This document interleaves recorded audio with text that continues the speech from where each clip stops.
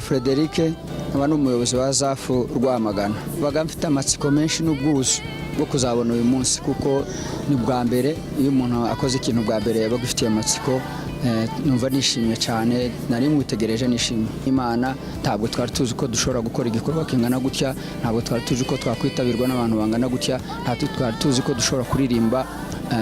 abantu bakishima bakanezerwa ibi biduha ishusho rero y'iminsi iri imbere ko mu by'ukuri tuzaba tumeze neza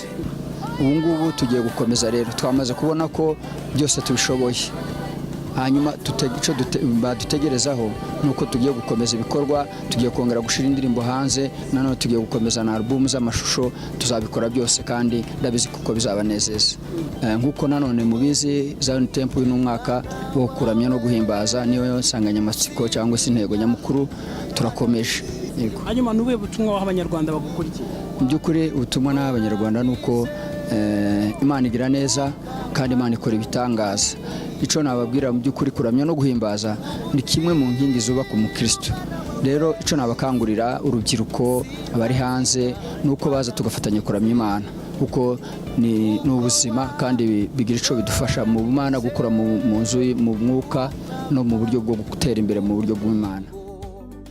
wamaya mahoro wamaya ibyishimo